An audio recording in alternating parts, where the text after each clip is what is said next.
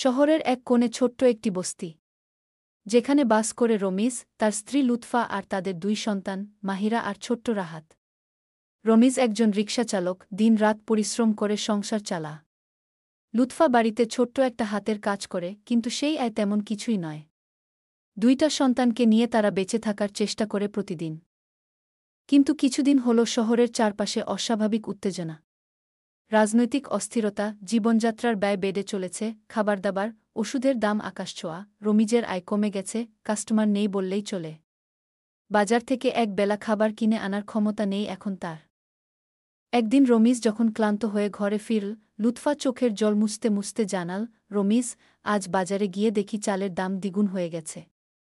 আমরা কিভাবে চলব? রমিজ কিছু বলল না, মাথা নিচু করে বসে রইল।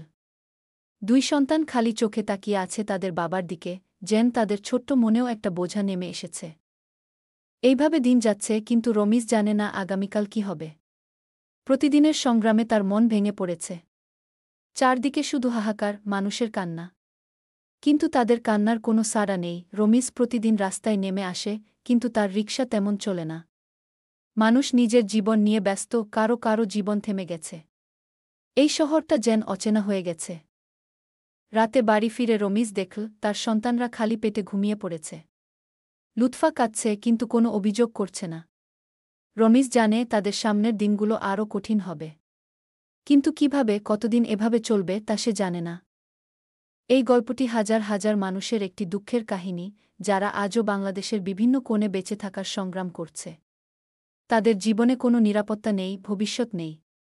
তারা শুধু বাঁচতে চায়, একটু শান্তিতে ঘুমাতে চায়, কিন্তু সেই আশাও যেন দিন দিন ফিকে হয়ে যাচ্ছে।